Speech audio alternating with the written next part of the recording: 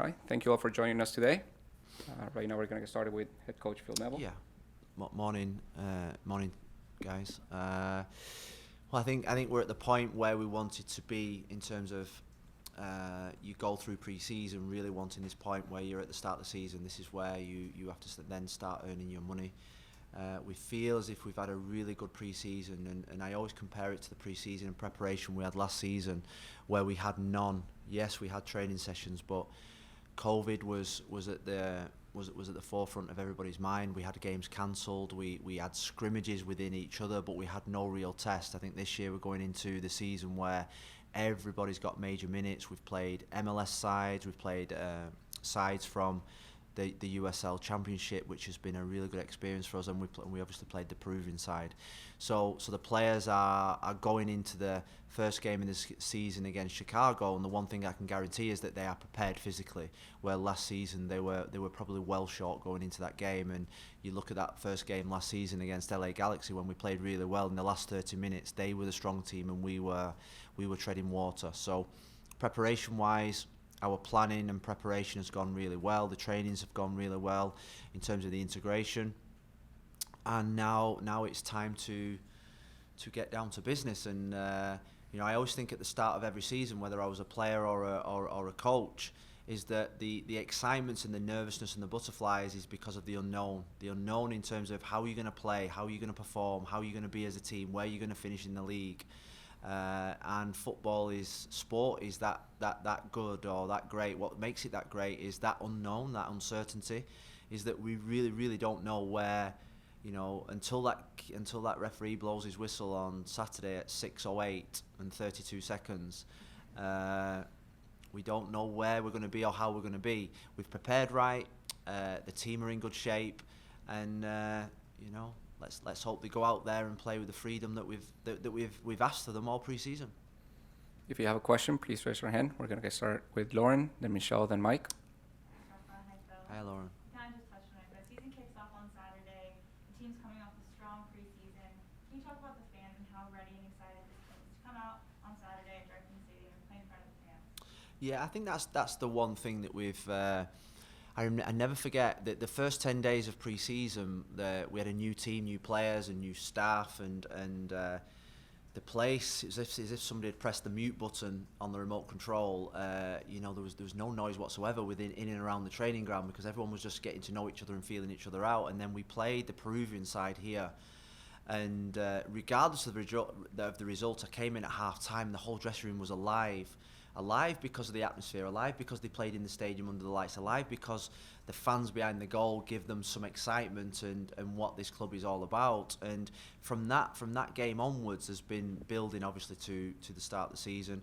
I think you look at the new strip, the new kit that we've got.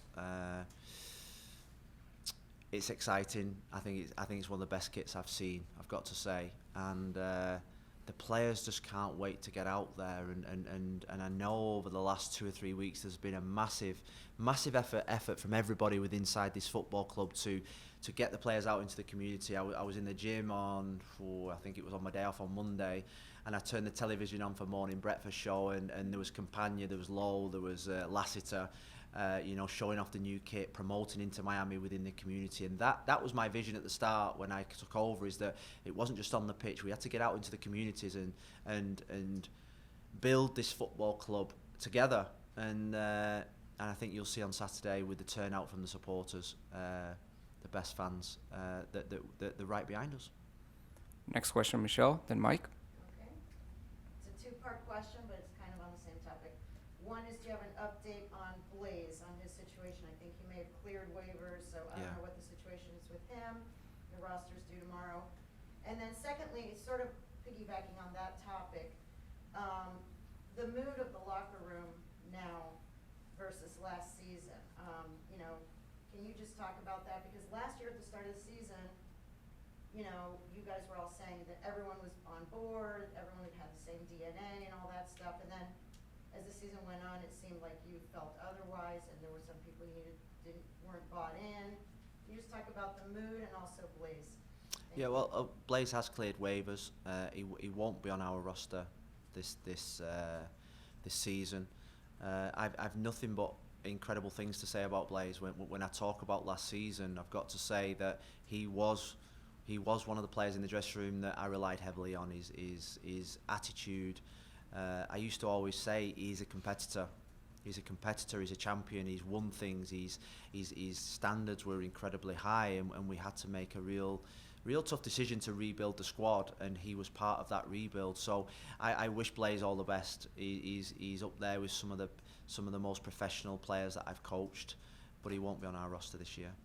In terms of where we're at this year and where we were last year, looking back, you think about the disappointments that we'd suffered in the first season, in our expansion first season, and they lingered into the second season, and I didn't probably realise the impact of that first season until we started to lose a few games. And it wasn't probably the LA Galaxy game, because after the LA Galaxy game, I think we drew in Nashville and then we went to Philly and won. It was when we went on a couple of bad stretches, and then you started to see the true characters and true personalities and the hurt and so almost like the remnants of the season before of us not being successful, and the expectations of this club is to win. And then it got to the point where I felt as if team was so fragile, it couldn't take disappointment. It couldn't take in boxing terms, a punch on the chin. It would go down at the first bit of negativity. So we had to rebuild the squad. We had to rebuild the squad with the right personalities. And the challenge for this squad now is that they're unchallenged and unproven. We've got a lot of players in our team, in our roster, in our starting 11 on Saturday that have got so much to prove in this league. And that makes it exciting, and I think that makes it also the nervousness of the unknown. The unknown is they've never been proven in this league. The excitement bit is that we're giving them a platform to go out there and develop and learn and perform. And from everything that I've seen in pre-season and in training, these players are ready for it. Next question, Mike. Then we'll go to Franco. Phil, if I could follow up on that. After the Peruvian side win, you said there's a lot more work to be done. Specifically, what did you learn about your club in that Carolina Challenge Cup that makes you believe that you are 100% ready for the opener on Saturday? Yeah, do you remember the term that I used after that game? We've got a shitload of work to do, and I've told them that every single day. When we were celebrating in South Carolina the other day, I still told them the same, because Rome wasn't built in a day. It takes time to get the foundations really, really solid. And every day we've seen a little bit more. And I'm sure on Saturday we're not going to see the finished article, because we're only 3-4 weeks. And you think about like Robert Taylor, only back in the country today. Not really. He's had 4 or 5 days training with us. So there's another piece of the jigsaw that needs to be cemented in, another brick that needs to be cemented into the wall. And we've got a couple of players coming back from injury this week that are just being cemented into the wall as well. So you're not going to probably see the finished article this Saturday, this weekend. But what I think you'll see this weekend, you'll see the remnants of a real good footballing team, or someone that has a clear identity. And that's what I say to them every single day. We trained yesterday really well. And at the end of the session, I said we've still got to keep improving on the bits that we need to keep improving on. And they're a team that are so hungry and thirsty for improvement and to get better, that it's a real privilege to coach them. If I could follow up, 10 new players this season, and I remember at points last season, you were visibly upset at the loss, but it wasn't so much about the loss. And just to piggyback on that, you have said, this team is not about individuals. This is about a team. Was it your determination, for lack of better terminology, crack the whip and weed some of these players out that just wouldn't buy into the team concept? Yeah, it's as simple as that, because we are going to win, lose and draw games this year. There's nothing as more guaranteed in life than that. But there's a certain way that you want to lose games. There's certain characters that you want to have in your team that mean that you will never give up. And there was times last year where we scored late on, where we kept going right to the final whistle. There was remnants of a team last year, but there was too many individuals. And when you have too many talented individuals that don't want to play a part in a team, you're in serious trouble as a coach. And what me and Chris Henderson decided is that we was going to get a proper team together. We're going to get the characteristics of a team, you know, and to put that jigsaw together took a lot of expertise from Chris and from the recruitment team, and a lot of hard work in terms of the work that we had to do to bring the right people and to put them on the pitch with us. And I feel now, is that as a coach, these are the players that I've chosen. These are my boys, and these are the boys that are going to go this season and be competitive in this league. And that as a coach is all you want, is that these are the players that I've chosen. These are the players that I've chosen to do the stuff that I want them to do. And I've got to live and die by that. And as a coach, that's all you can ask for. You want the backing of your ownership, which I have. You want the backing and expertise around you, is what I have in Chris Henderson and the recruitment team. And then we pool all that together, and hopefully you get a good team to go with it. Next question, Franco. Then we go to Steve. Then Jose. Franco? No, Mike. No. Do you want a mic, Franco? No. He wants the stage, Michelle, doesn't he? He wants to be loud, he wants to be heard. Just two quickies for you. One's on Nick Marsman. He's resumed some physical activity. I know you said he was on track a couple of weeks ago, but just what his overall status is now heading into this season. And the second one, yesterday you guys traded for an international roster slot. What can you tell us about the plans for that? A lot of people, obviously on the outside, myself included, think it could be for Harvey. Yeah, well, the first question is that Nick is on schedule, but the schedule was never to be fit for the first game of the season. I think he's doing a lot of things. I think the club put something out the other day of him diving around and kicking balls, and he's now out on the grass every single day working with the goalkeeping unit. So he's on schedule. I think if we see any action from him in March, I think we're going to be lucky. So I think the first 3 or 4 games of the season, because he's had a real serious injury, and we want to make sure that we get him back for the marathon and not just the first sprint. So we're going to take it really cautiously with Nick, but he's pushing every single day to be back. He wanted to be back for the first game of the season, the second game of the season at Austin or LAFC. So don't be surprised if he does play in March, but I think in terms of a timeline, you know, the next 3 or 4 games I think are going to be a real tough ask for him to be back. In terms of the international spot, I think with this league and the process and the rules in this league, it's always good to have something up your sleeve if you need something before the window shuts. The international card will not be played, will not be used on Harvey. We're going through a green card process at the minute.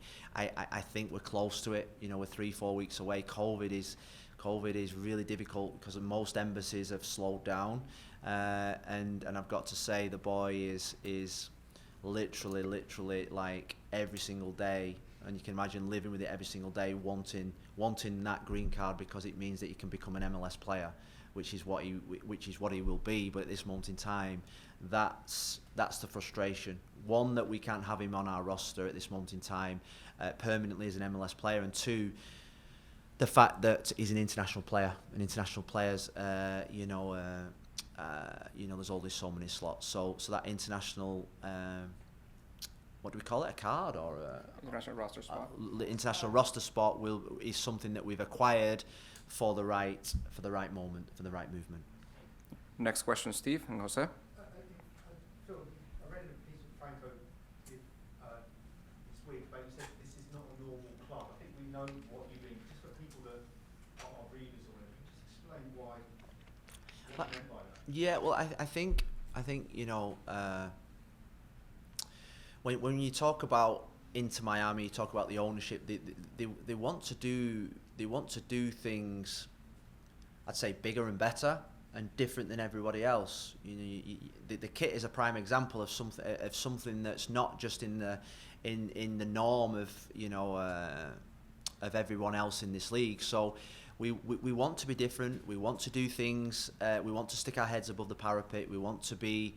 Globally a football club. We want to have a brilliant brand. Our social media content is phenomenal, and sometimes I say we're putting too much out there, people know too much about us, but that is what being involved in this club is all about. That's how you build a brand, that's how you build a fan base, that's how you sell sponsorship season tickets. And I was probably a part of a club that was probably the pioneers at growing the brand in Manchester United. So I understand fully what that means, and we have the best. We have the best commercial, media, marketing people, I think, that I've ever worked with. So we're really proud of that, and that is what this club is, part of this club. And we'll always be there to be shot at. We'll always be there to be criticised. But it's also where we want to be. So when I say that this club is different, it's different because we want to be pioneers. We want to be world leading. We want to be a global brand, and we want to be the best club in the world. And to do that, you take risk and you do things different than everybody else. And we have a saying in England where, do you want to go to Blackpool on your holidays, or do you want to go to the moon? I think this football club wants to go to the moon, and and that's no disrespectful to Blackpool, but because I went to Blackpool on my holidays. It's La Sol, I don't know. So. We'll do the last two questions with Jose, and then he's trying to wrap it up now. Last two questions with Jose, and then Ian. You knew what I meant, though. You knew what I meant. Phil, I have two questions for you. First one on Shaqiri, of course, big signing for them, but at least you didn't have a lot of the simple sides of what he's going to do with the Chicago Fire. How do you prepare for that? And the second one, Noah Allen, I wanted to ask you what have you seen from him during preseason, if you think he's ready to contribute at some point with the first team. Yeah, I mean, with the new MLS2 league, it means that we can call up MLS2 players for certain amount of periods in the season, certain amount of time. So it gives us great flexibility for players like Noah Allen, and we've got a talented bunch there. So that gives us great flexibility, and I'm really pleased with Noah's development. He knows what we think of him. In terms of Shaqiri, we're really lucky. We've got Ryan Shawcross that played with him at Stoke for a long time. So I've watched him. I watched him a lot in international football and in the Premier League. Without doubt, he's got great quality, and he's only been in Chicago, I think, a week, so there'll be that adaptation period. But I always think that the first game of a season is where the DPs tend to step up. So we've got to make sure that we keep him quiet on Saturday. He will want to make his mark. Without a shadow of a doubt, he's got a wand of a left foot. I saw that many occasions in the Premier League. So, but we're really focusing on us. I've got to say, I know it's probably a boring thing to say. We're focusing on us and what we are doing, and concentrating on how we perform. And if we perform to our best, we've got a great chance of winning the game. Go ahead, Ian. Hey Phil, how are you? Hi. Good to see you. Nice to see you. This is a nice way to, I guess, maybe piggyback off that and finish things. You have probably seen a lot of the preseason previews and rankings. They're up on the wall. Up on my wall. So how do you use that as motivation for what you might want to see? Do you talk to the guys about it? Do you use that as a chip on your shoulder? Is it? And then also you mentioned the MLS Next Pro League that's starting now. The rebrand just came out right before you walked in. Yeah. What are your feelings about that? The roster construction and how that looks. That was about 5 questions, that, wasn't it? I mean, Michelle, what are you thinking there, Michelle? She's teaching me well. She asked you to ask 2 of them questions. There are 4 hard questions to follow up. Right, I'll think my memory is good enough. So, I love the MLS 2 thing. The rebranding of the name, I think, is important. I did used to love the USL though. I've got to say, I think that was a brilliant environment for players to really test themselves in difficult environments against grown up professionals with the savvy, the knowledge that it brings. It took me back to my day when I was growing up in the sort of like 16 to 18. We used to have this A and B team league where it was grown men and they kicked lumps out of you, and they didn't care whether you played for Manchester United or Bury or Rochdale. So I loved the USL where they used to drive on a bus 9 hours to Tormenta or to Arizona, where it was really character building. And I found that it brought our players on a lot. And I think this MLS next gen competition, they're going to be playing in the stadiums of the teams, most of them, majority, against the best, probably young players in the country. So I think that again is another great thing, and we really think it's a really good idea that there's now a real pathway between the two, where there is opportunities now for certain times in the year or certain periods where you can bring people up and down, you know. And obviously they've not published the rules yet, and it's not 100%, but there's clear distinction now that you can bring players up and down, which I'm sure you'll hear about over the next month or two. So it's important that we're a part of that. It's important for our academy players now, who we think a lot of. Think about the team that played against in the second half against Charleston last Tuesday or Wednesday. Tuesday, yeah. Those players are our future, and we want to bring as many of those through, and want to give them as many opportunities as we can. And what was The rankings. pre-season previews by all the journalists that have wrote us off and just put them at the bottom of the Eastern Conference, which you know, you've got jobs to do. Part of our motivation, you know, you think about that siege mentality, you think about proving people wrong. It takes a lot of the pressure off us in terms of everybody else's expectations, and it means that we can just be under the radar and just look after ourselves and make sure that we just keep concentrating ourselves. It was a big thing, first day of pre-season. I said to my staff, I want us to focus on us. Don't worry about other teams above us or below us or points. If we just focus on ourselves and get our ship in order, then that's the best way to be. And you know, I think it seems like we've done a lot of talking. I feel as if I've done a lot of talking in pre-season. I feel as if now we're just going to get down to business and start what is going to be a fantastic season in the MLS. I think it'll be even better than last year. You think about the quality of the teams, the quality of the DPs, the investment is getting absolutely better and better. And you're now in these press conferences and the MLS, you're getting worldwide attention, and that shows how much this league is growing. And you know, somebody said to me the other day about the longevity in this league. I want to be in this league for as long as possible. I think I see the quality of the coaches, I see the quality of the football, I see the quality of the stadiums. You know, there's no better place to be, and I'm immensely proud to be part of the MLS. Thank you, Coach. Thank you. Thank you. Thanks, guys. Now we're going to be joined by midfielder Gregor. Blackpool's a nice place.